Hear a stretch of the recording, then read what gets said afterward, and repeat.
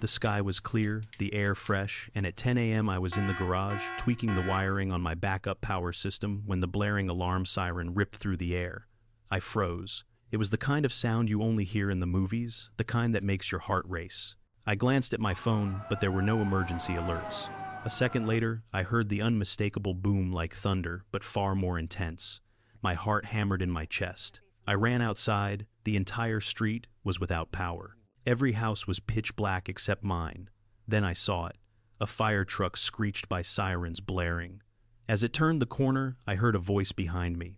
Karen Langford called, her tone calm and cold. "You're going to need my help, but it's going to cost you." I turned to find her standing there, arms crossed, smirking as she watched the chaos unfold.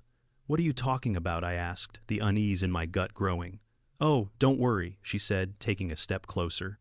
"I've got a solution, but it'll cost you a lot more than just electricity." Karen Langford, the president of the Whispering Pines Homeowners Association, HOA, was a force to be reckoned with.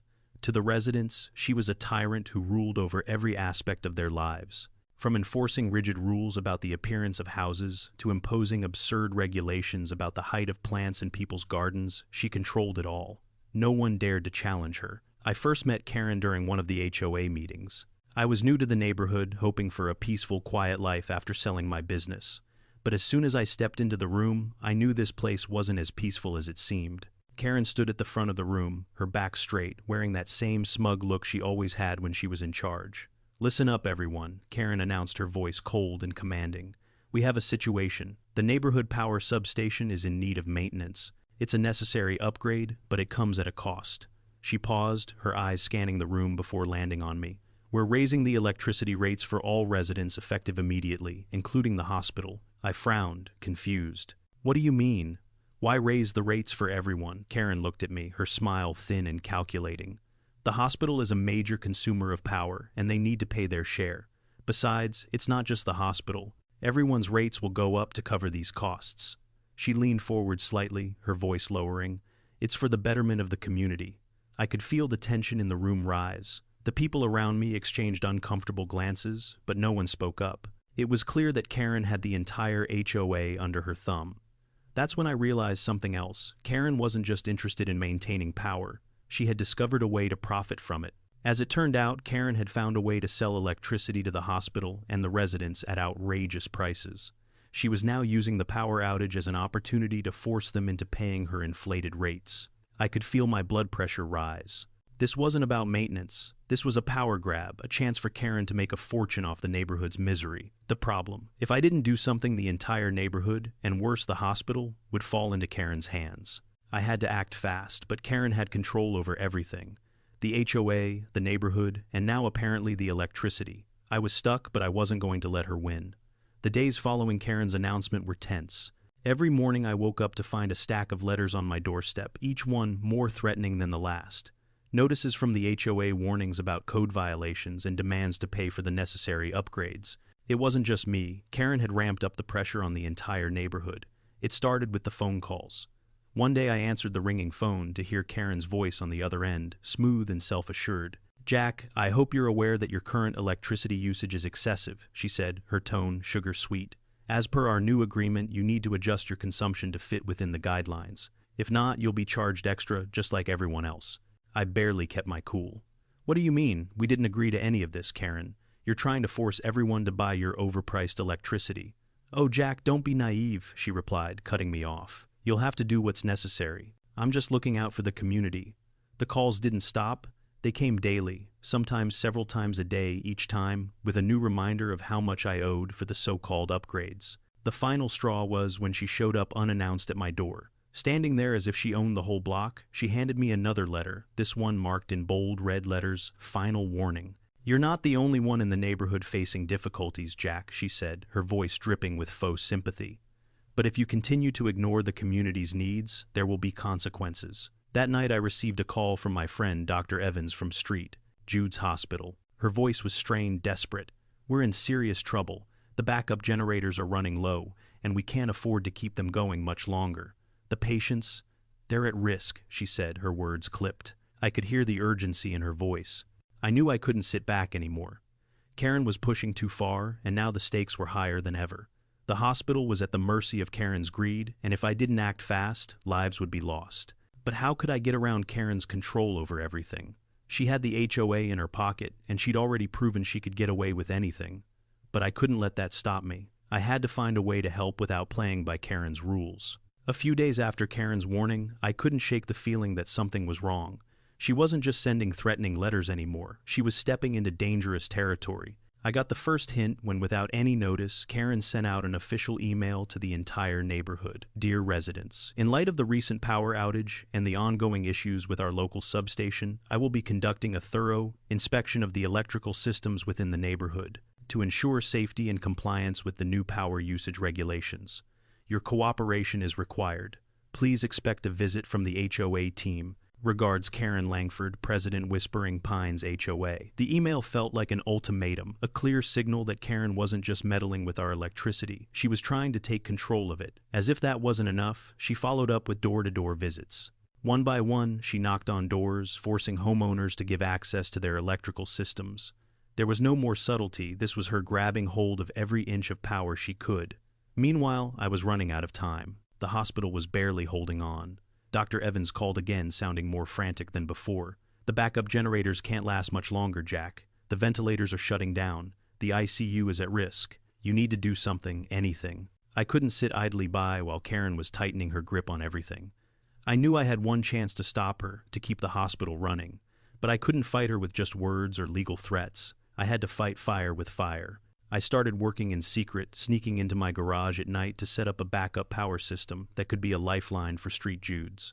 My solar panels, my batteries, everything I'd built was now my weapon. If I could hook it all up and get it running, I could power the hospital long enough to buy time, long enough for the authorities to intervene and for Karen's stranglehold to slip. But Karen wasn't blind to what was happening. As I worked, I started noticing odd things. My mailbox was tampered with. I'd find unfamiliar cars parked down the block, cars that I didn't recognize but that seemed to watch my house. One day, I caught a glimpse of her, Karen, standing in the bushes across the street, looking directly at my garage. I couldn't shake the feeling that she knew. She had to know. Somehow she was tracking my every move. The moment I suspected she might have been watching me, I doubled down on my secrecy. But it wasn't enough. The next morning, as I was about to make the final connection to the hospital's main power line, Karen appeared at my door. It was too soon. I hadn't finished setting things up yet. She knocked sharply and I braced myself. Jack, she said, her voice falsely sweet, I hope you're not thinking of doing anything unsanctioned again. You know we can't have just anyone providing power to the hospital. It's against the rules. My rules. I swallowed the frustration building in my chest and managed to keep my voice steady. What are you talking about, Karen? This is about saving lives. Her eyes narrowed and for the first time, I saw the predator beneath her mask of civility. You think you're saving lives? She asked, a twisted smile playing on her lips. I'm the one keeping the community safe. You think this? She motioned to the garage behind me, is going to help. You've already made this about money, Karen. You've manipulated the entire neighborhood, and now you're trying to control the hospital's fate. Her smirk faltered for a moment, just a second before she regained her composure. It's business, Jack. And when people don't pay, business suffers. It was the same response I had heard 100 times. To her, everything had a price. Everything was a transaction.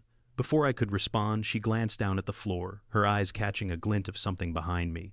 Nice setup you've got there, she said, stepping closer. I've heard about your little power grid. My stomach dropped. She knew. Somehow she had been tracking my every move. She must have seen me bringing in more equipment over the past few weeks. She had figured it out. You've been spying on me, I said, barely able to keep my anger in check. Karen raised an eyebrow. Let's just say I know how to keep my community in check. I knew right then Karen was onto me. She had crossed a line, and I was running out of time.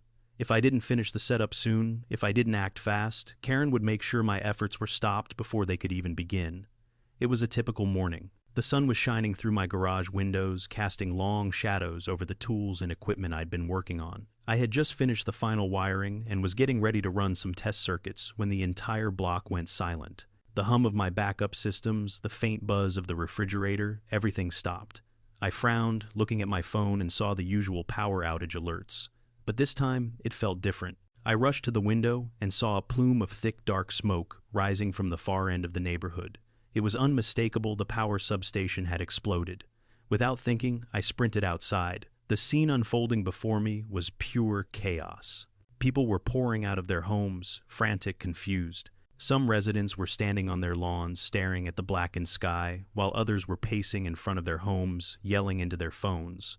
But it wasn't just the power that was lost, it was the hospital too. I quickly dialed Street Jude's hospital, my stomach twisting as I waited for the call to connect. "Dr. Evans, it's Jack," I said, my voice shaking. "What's happening?" I saw the explosion. There was a long pause then. Her voice came through, crackling with urgency. "We're in deep, Jack. The backup systems failed. The emergency lights went out and we're now running entirely on reserves. But even that won't last long. The ICU, Jack, we're about to lose everything." I could hear the panic in her voice. My blood ran cold. The hospital was running on fumes, and if something didn't happen fast, patients would die. I wasn't just fighting Karen anymore. I was racing against time itself. Just as I was about to hang up and make my way over to the hospital, I saw Karen's figure standing at the far end of the street. She was talking to several of the residents, her voice rising above the noise of the crowd. I narrowed my eyes. There was something wrong about her calm demeanor amidst all the panic. I walked toward her, trying to ignore the uneasy feeling creeping up my spine. When I reached her, she was handing out papers to the residents, her voice almost soothing as she explained the situation. "Don't worry, everyone," Karen was saying, her fake concern dripping through her words. "We're already in talks with an emergency power company to fix the substation. In the meantime, I've arranged a temporary solution for you. All of you, every single household here, will need to pay a fee to keep the lights on. The hospital, too. It's simple. If we don't come together and pay the price, we'll be left in the dark." The shock of hearing her words hit me like a punch to the gut. She was using the explosion as leverage, as if it was all part of her plan. "You're charging everyone for the power you're providing?" I asked, my voice low but steady. Karen turned to me, her smile more twisted than ever. "Oh, Jack, don't be so dramatic. It's the only way to ensure everyone stays safe. Think of it as a small price to pay for keeping our homes running, especially the hospital. They can't run without power, can they?" I clenched my fists, fighting the urge to punch her in the face. The audacity. She wasn't just taking advantage of the situation, she was actively manipulating it for profit. "Karen, you did this, didn't you?" I asked, my voice hard. "You're the reason the substation exploded. You sabotaged it to force everyone into your pocket." Her eyes flickered for a moment, a brief sign of panic, but it quickly vanished, replaced by her usual smug grin. "I don't know what you're talking about, Jack," she said, feigning innocence. "But if you're trying to say I caused the explosion, well, that's a bit of an accusation. Don't you think I knew it?" Then Karen wasn't just opportunistic, she was dangerous. She'd destroyed the substation knowing full well the consequences just to hold the entire neighborhood and the hospital hostage. The clock was ticking, and I knew I had to act fast. I couldn't let Karen control the power and the fate of Street Jude's. The hospital was still in critical condition, and if I didn't find a way to get them power now, people were going to die. I turned on my heel and sprinted back to my garage. There wasn't time to second-guess myself. I'd already set up my backup system, but now it was no longer just about giving power to my house. It was about saving lives. I couldn't let Karen use her stranglehold on the neighborhood to dictate who lived and who died. As I started the final connections, I heard a voice call from behind me. "Jack, don't even think about it." It was Karen, her voice laced with venom. I didn't turn around. I kept working, tightening the last cable into place. "I'm not asking for permission." She came closer, her footsteps heavy with authority. "You really think you can do this? You're playing with fire. You're not only risking your own neck, you're risking everyone in this neighborhood." "I'm risking lives," I shot back. "Your greed has already put everyone at risk, and I'm not going to stand by and watch people die because you want to profit from this disaster." I pushed the switch. The hum of my power system kicked into gear, and I felt a wave of relief wash over me. My backup system, powered by solar energy, was now online and running, ready to send power directly to the hospital. Karen stood there watching me. For a split second I could see the raw fury in her eyes. She knew I had just broken her grip on everything. But she wasn't done yet. "You think you've won?" she sneered. "This isn't over, Jack. Not by a long shot." I didn't answer. I was already on the phone with Dr. Evans. "Dr. Evans, I've got you covered. Power's on its way. Stay strong." The line went silent for a moment before she spoke, her voice thick with relief. "Jack, you just saved us." And for the first time since this nightmare began, I felt a glimmer of hope. But I knew Karen wasn't done. She had a vendetta now, and I had just made her the enemy of not just me, but the entire community. The hum of my backup system was steady, almost comforting, as I connected the final wire and watched the lights in the hospital flicker back to life. I could almost hear the collective sigh of relief from inside the hospital. The ICU's equipment, the ventilators, the monitors, they were all powered again, and for now the patients inside were safe.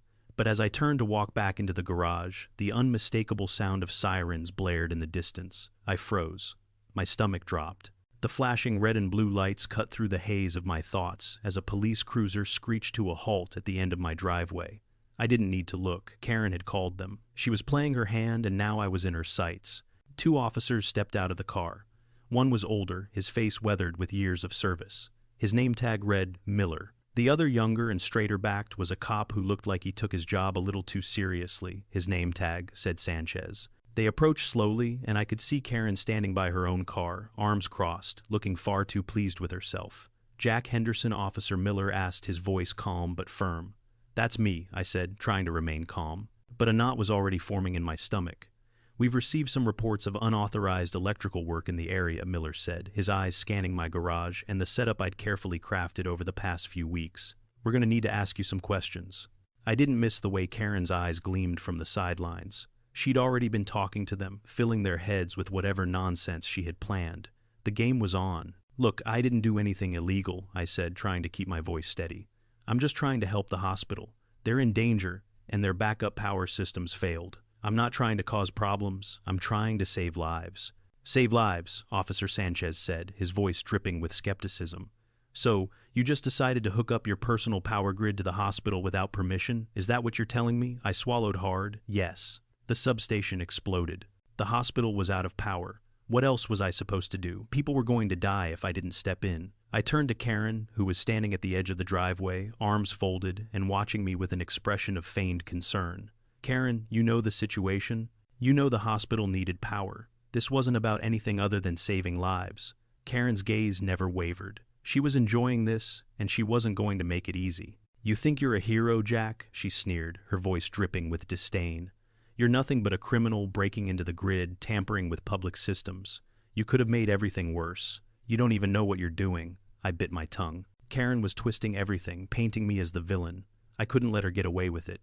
"I'm not the problem here, Karen," I shot back, my voice rising with frustration. "You're the one who destroyed the substation. You're the one who sabotaged everything just to charge people for electricity. This is on you." The officers exchanged a look, but neither one spoke. It was clear they were torn. On one side, there was the situation they had been called in to investigate, the unauthorized wiring, the strange power connection I had made to the hospital. On the other, there was the hospital, the real crisis unfolding inside its walls. Miller stepped forward. "So, you're saying that Karen Langford had something to do with the explosion?" His voice was calm but measured. I nodded quickly. "Absolutely. I don't know the details, but I'm certain it was her. She's been manipulating everyone to buy electricity from her at outrageous prices. This whole thing is a power grab." Karen's face tightened at the accusation. "You don't have any proof of that, Jack. You're just desperate to shift the blame. You're a troublemaker, and now you're going to pay for it." I could see the wheels turning in the officers' minds. They were considering the situation, but the clock was ticking. The hospital couldn't survive much longer without power, and I could feel the weight of that reality pressing down on me. Every second counted. "Listen," I said, turning back to the officers. "I know you're doing your job, but I'm not the one you need to arrest. The hospital is in crisis, and the only reason it's still alive is because I hooked them up to my system. I didn't do this for fun. I did it to save people." Sanchez looked at me, then back at Karen. "We'll need to investigate this further. You're both making some serious accusations here. But I'm warning you, tampering with electrical systems is illegal." I shook my head. "I wasn't tampering with anything. I was saving lives." I looked back at Karen. "You don't care about that, though. You only care about your bottom line." Karen stepped forward, her voice rising. "This is a waste of time. The hospital is fine now because I've already arranged for emergency services to fix the power. I am in control here." The tension was palpable. Karen's attempt to convince the police of her righteousness only made the situation worse. She was now outright lying about her involvement, spinning a web of deceit to cover her tracks. But I wasn't about to let her win. I had one last card to play. "I have evidence," I said suddenly, grabbing my phone. "I've recorded the conversations where Karen has threatened residents, forcing them to pay her inflated rates for power. I also have footage from the security cameras of the substation, showing her there before the explosion. Karen's face went pale, and for the first time, I saw fear in her eyes. She knew this could be the end of her, but even in that moment she didn't back down. "That's nothing. It's all circumstantial," she spat. But the officers weren't buying it anymore. They turned toward Karen, and for the first time, I saw a crack in her armor. The wheels of justice were starting to turn. "We'll need to see that footage," Miller said, his voice now hard. "And Karen, we're going to have to ask you to step aside while we investigate this further." Karen's smug expression faltered as she stepped back, defeated. The fight wasn't over yet, but for the first time, it felt like the tide was turning. The clock was ticking. I glanced at my watch. Only a few hours remained before the hospital's backup power would run out completely. The urgency of the situation weighed heavily on me. Jude's was on the verge of a complete breakdown, and every second I wasted meant more lives at risk. But the more I thought about the mess I was in, the clearer it became that there was only one way forward. I stepped into the garage where the hum of my backup system had grown louder, almost as if it was urging me to act. My solar-powered battery packs were at full capacity, ready to give life-saving power to the hospital. I'd designed the system to be a fortress, self-sufficient, autonomous, but now it was more than that. It was my only hope of stopping Karen and saving the people at Street Jude's. But there was a problem. I could feel Karen's presence looming, even though I couldn't see her. I knew she'd be coming for me. After all, she had already shown she was willing to do whatever it took to maintain control. Now she would see what I was doing and try to stop me. She had the HOA, she had the police on her side, and I was just one guy with a set of wires and a mission to save lives. I took a deep breath and grabbed the heavy-duty cables from the wall. There was no more time to waste. If I didn't act now, the hospital would fail and Karen would have won. As I pulled the cables through the garage, I realized the weight of my decision. This wasn't just about power or Karen anymore. It was about doing the right thing. It was about saving people, no matter the cost. I reached the front of the house just a few steps away from the hospital's emergency intake line. My hands shook slightly as I connected the last wire, but I didn't stop. I couldn't stop. With each connection, I was closer to putting power back where it was needed. I could already hear the lights flicker back on in the hospital in my mind, the machines humming with life again. But just as I finished, the sound of tires screeching on the wet pavement cut through the air. I turned toward the sound, my stomach sinking. It was Karen. She was standing at the edge of the driveway, her silhouette stark against the dimming light of the afternoon. She was glaring at me, her eyes burning with fury. "Jack," she yelled, her voice sharp and full of venom. "What the hell do you think you're doing?" My heart raced as I stood there facing her. I had no time to waste on words. "I'm saving lives, Karen. You can't stop me." Her lips twisted into a cruel smile. "You think you've won. You think you're some kind of hero. You're nothing but a criminal." She took a step forward, the fury in her eyes intensifying. "Do you realize what you've done? Do you realize the consequences? I'll have you arrested for this. You're tampering with the grid, Jack. You're breaking the law, and I'll make sure you pay for it." I could feel the tension crackling in the air. The threat was real. Karen wasn't going to back down. "I'm doing what you couldn't, Karen. I'm saving people. The hospital needs this power, and I'm the only one who can give it to them right now." I took a deep breath and steadied my voice. "I'm not asking for permission. You've already caused enough damage." Her eyes flashed with a cold, calculating rage. "You think you can just waltz in here and take control? I'm going to sue you, Jack. You're going to rot in prison for what you've done."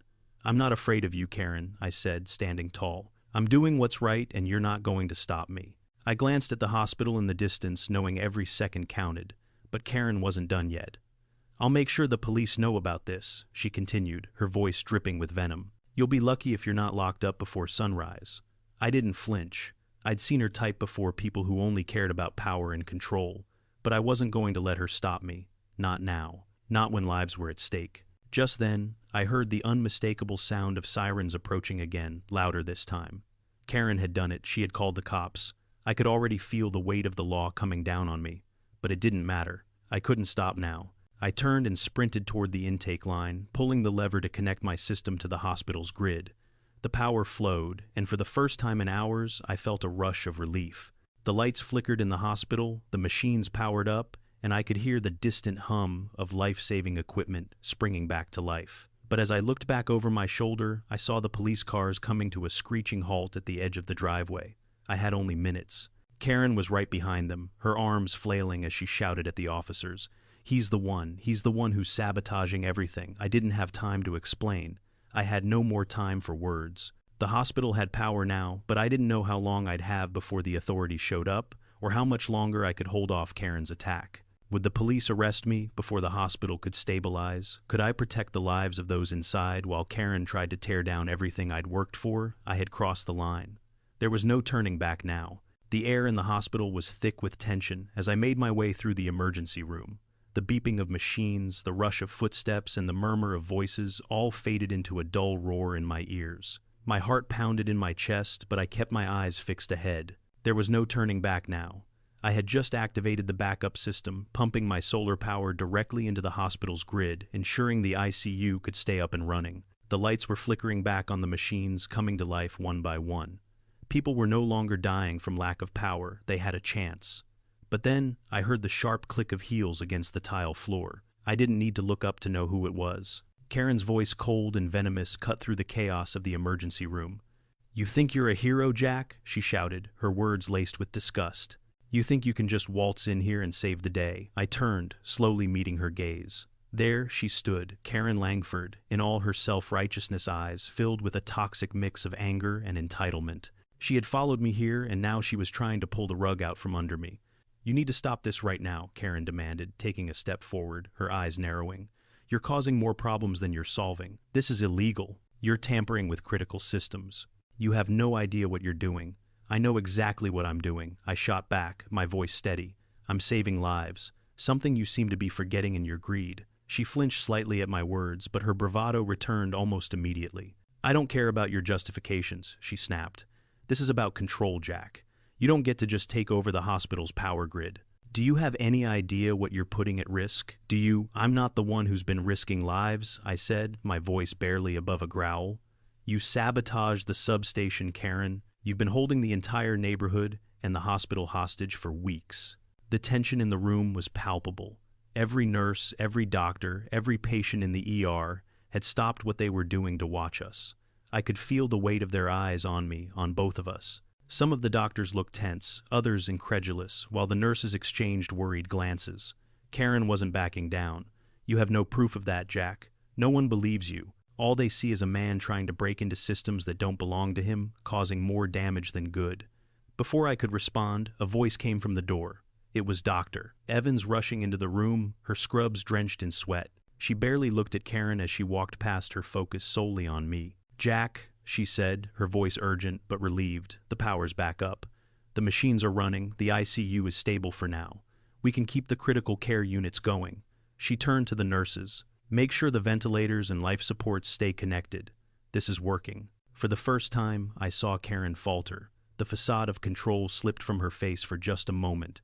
She glanced at Dr. Evans, clearly furious, but also rattled by the confirmation. "This is my hospital," Karen snarled, her hands gripping her purse tightly. "I don't care if these machines are running. I care about what's legal. And this," she gestured toward the now functioning equipment, "this is illegal. You're a criminal, Jack." I could see the disbelief in the faces around me, doctors, nurses, patients. They all saw the same thing I did. They saw a woman who cared more about her control, her power, and her agenda than the people in front of her struggling to breathe, to survive. And they were all watching her, witnessing her attempts to rewrite the truth. "This is not about legality, Karen," I said, my voice unwavering. "This is about saving lives. If you had your way, this place would still be dark, and people would be dead. What's worse, breaking a law to save people, or turning a blind eye and letting them die?" Karen took a step back, her face twisted in rage, but she didn't have a retort. She was losing the battle, and we all knew it. The truth was now undeniable. The power was flowing. The patients were safe for now. "You can't just make decisions for everyone," Karen hissed. "This isn't your neighborhood. You don't get to play God." I took a deep breath, keeping my gaze steady on her. "I didn't play God, Karen. I just did what needed to be done." The silence in the room grew heavier. I could hear the nurses talking in low voices, doctors murmuring to one another. Some of them were nodding in approval. Some were still unsure, but no one was backing Karen anymore. The reality was settling in. My actions weren't just saving the hospital. They were revealing Karen for who she truly was, a woman more interested in power than the lives she claimed to protect. Karen's face reddened, her hands shaking with barely restrained fury. "This isn't over," she spat. "You think you've won. This is just the beginning. You'll regret this." But I wasn't listening anymore. I turned back to the emergency grid and checked the monitors. The system was stable, and the hospital was running on power, my power. I wasn't sure what would happen next. Would Karen try to sue me? Would she try to get the cops involved again? But for the first time, I didn't care. I had done the right thing. And that was all that mattered. The tension in the hospital was thick, but my mind was clear. Karen had pushed the limits of what I could tolerate, and now I was ready to make sure she paid for what she'd done. I wasn't going to let her walk away from this, not when I had the proof to take her down. After the confrontation in the emergency room, I immediately made my way to the police officers. Officer Miller and Sanchez were still in the hallway, talking in low voices, trying to make sense of everything that had happened. I could see the uncertainty in their eyes. They were torn between the truth I'd presented and Karen's manipulative narrative. I pulled out my phone and showed them the footage I had stored. I had made sure to record Karen's conversations with several residents where she explicitly threatened to cut off power to anyone who didn't comply with her inflated fees. I also had footage from the security cameras at the substation footage that showed Karen herself standing next to the control panel moments before the explosion. "This is it," I said, my voice steady as I handed my phone to Officer Miller. Karen was at the substation before the explosion. You can see her tampering with the equipment. She was the one who caused the outage. And I have more. I've recorded her threatening to charge the hospital, to charge the whole neighborhood for her electricity. Miller glanced at the screen, his expression changing as the truth became undeniable. Sanchez leaned in, frowning at the footage. "This is serious," Sanchez said, turning to Karen, who was standing just a few feet away, glaring at me with pure venom in her eyes. She was backed into a corner, and she knew it. Karen straightened, forcing a smile, but it was a thinly veiled mask of panic. "That's nothing," she said quickly, trying to regain control. "That footage is fabricated. You can't just trust anything he says. He's just trying to cover up his own illegal actions. I've already spoken to my lawyers." I shook my head. "This isn't about me, Karen. This is about you. You sabotaged the substation and then tried to use the situation to make money off of people's lives. You manipulated everyone, including the hospital." She went silent for a brief moment, her eyes darting nervously to the officers. But she quickly recovered, folding her arms with defiance. "You're not going to get away with this," she spat, her voice low and threatening. "You think they'll believe you? I've been in charge here for years. You have nothing." I didn't let her words shake me. "You're wrong. I have the evidence. And now everyone will see what you've done." Officer Miller turned back to Sanchez. "We've got enough to move forward with this. She's been caught red-handed." Karen's eyes widened in fear. For the first time I saw the cracks in her armor. She took a step back, her arms uncrossed, almost as if she were bracing for something. The mask of control she'd worn for so long was slipping away, and I could feel the weight of it. "You're under arrest," Officer Miller said, his voice cold and firm. The words hit her like a punch. What Karen gasped, her breath catching in her throat. "You can't, this is insane. You can't arrest me. I'm the president of the HOA. You're under arrest for destruction of property, fraud, and endangering lives." Miller continued moving toward her. Karen's face twisted in disbelief, her mouth opening and closing in frantic attempts to form words. "This is a mistake," she stammered, her voice cracking. "You don't know what you're doing." "I was just trying to save yourself," I interrupted, my voice rising. "You were destroying people's lives. For money." As the officers moved in to cuff her, Karen let out a strangled cry of outrage. She tried to pull away, but it was too late. The weight of her crimes had caught up with her. "No, this isn't happening," she shouted, her voice breaking with panic.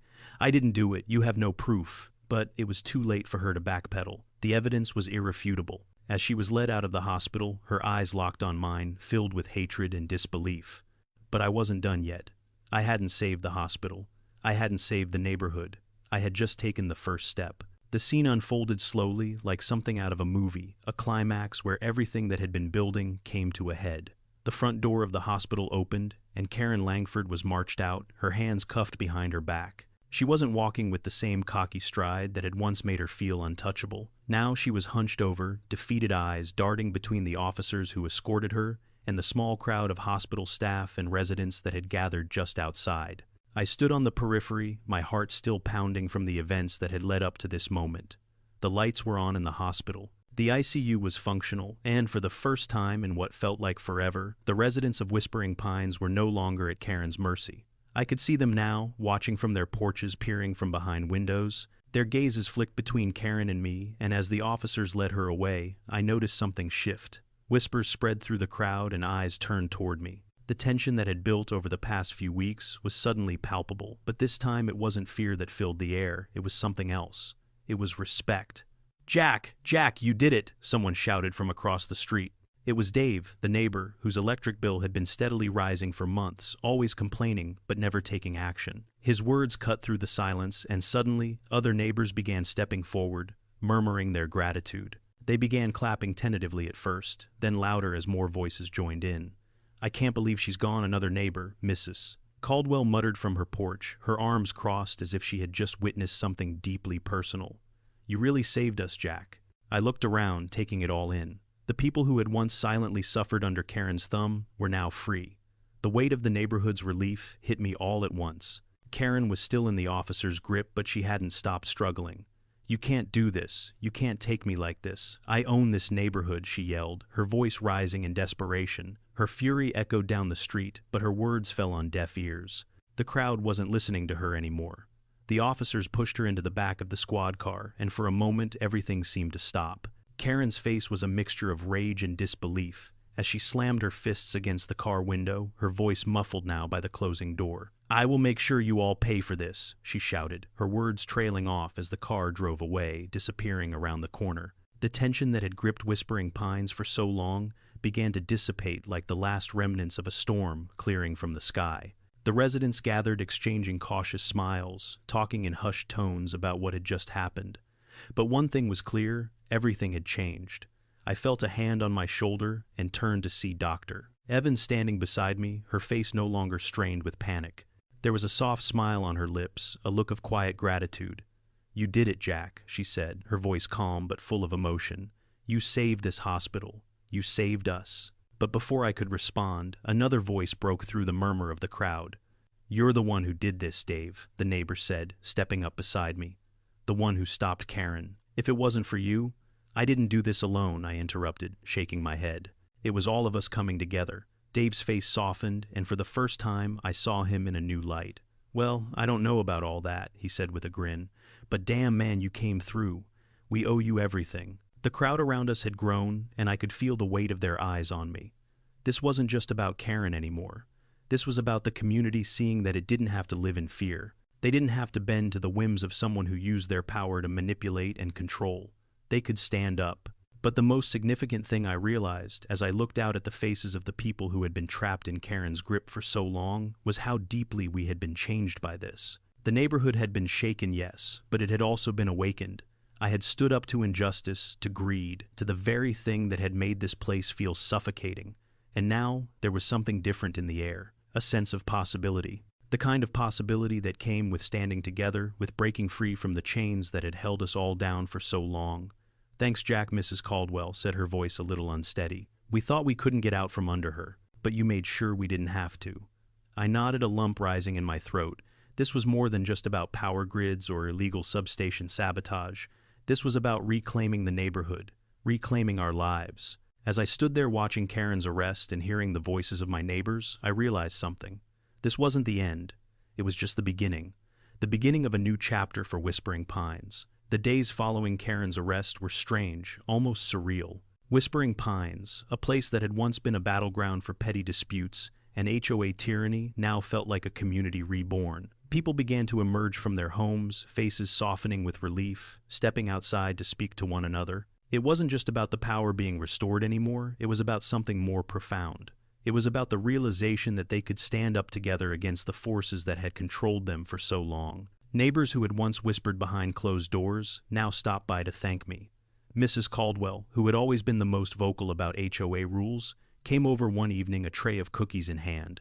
"I never thought we could fight back, Jack," she said quietly, setting the cookies down on my porch. "But you showed us how." Dave, the guy who had always been the first to complain about my lawn or my power grid, now waved from across the street. "I don't know how you did it, man," he shouted, giving me a thumbs up. "But we owe you." Even those who had kept their heads down during Karen's reign were coming forward offering thanks. There was a sense of unity in the air that hadn't been there before, a quiet understanding that we all had a part to play in this. I smiled, nodded, but didn't say much. I didn't need the thanks. I had done what I believed was right. Life went on. The hospital stabilized, and the neighborhood began to heal. And as I worked in my garage, surrounded by my solar panels and the hum of the backup systems, I realized something.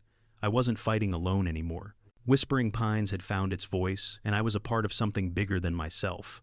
I wasn't just saving the hospital or my house, I was saving my community.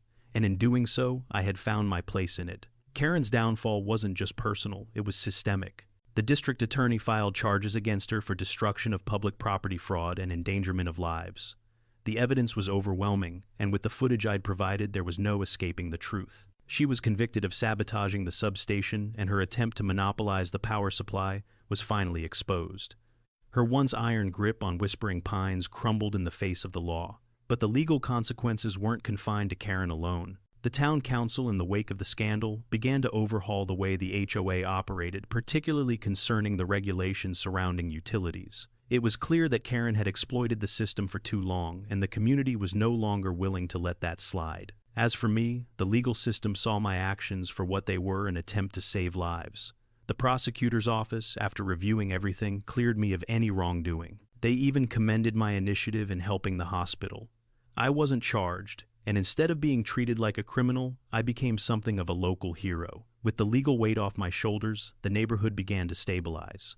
The old HOA bylaws were rewritten, and now there were checks in place to ensure something like this would never happen again. People started to feel secure again, knowing that they had the power to fight back legally and without fear. In the end, Karen had paid the price for her greed, and the rest of us were free to live in peace. For the first time in years, Whispering Pines felt like a real community again. As I stood on my porch looking out at the neighborhood that had once felt like a battlefield, I couldn't help but feel a sense of quiet satisfaction. Whispering Pines had changed, we had changed.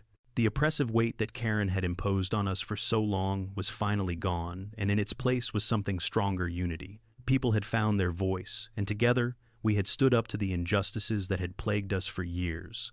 I had saved the hospital, I had saved the neighborhood. But in the process, I had also learned something about myself. For the first time in a long while, I didn't feel isolated in my desire for justice. I wasn't fighting alone anymore. The community had rallied behind me, supporting not just my actions, but the values of fairness, honesty, and responsibility that had been buried under Karen's tyranny. I continued my life the way I always had: quiet, independent, working on my projects and tinkering with my systems. But now, when I walked through the neighborhood, I wasn't a lone figure struggling against the world. I was a part of something bigger, a community that had found its strength. As I stood there, a sense of peace washed over me. The fight was over, but the lesson was clear. Life can throw at us many challenges, I thought to myself, a smile playing at the corners of my lips, but if we hold fast to what's right, we will always prevail. Looking back, the win wasn't what mattered most. Things could have gone very differently if I had let my emotions take over. There was a time when I might have let anger and frustration guide my decisions, chasing retribution without thinking about the consequences. But in the end, the law was the one that made the difference. It wasn't my fist or my words that changed things, but following the right process. It was the evidence, the truth, and the legal system that did the heavy lifting. There's a clear line between standing up for what's right and reacting impulsively. Emotions can cloud judgment, but evidence and patience carry far more weight. When things seemed like they were spiraling out of control, it was the law that grounded me, that kept me focused on what really mattered: justice, not vengeance. I was able to confront Karen not with anger, but with facts. That's what made all the difference. If there's anything I've learned, it's that small steps, keeping track of important details, recording what matters, and knowing when to call in the right help, make all the difference when things get out of hand. When you're standing up to someone who thinks they're above the law, it's easy to get lost in the noise. But the law has a way of speaking louder than any personal vendetta. The strength of a community comes from mutual respect for the law. It's easy for power to grow unchecked, but it's also easily dismantled when people take a stand, when they respect the systems that keep things balanced. Whether it's the silent hum of a backup generator or the steady rhythm of a working neighborhood, power is only strong when it's used responsibly.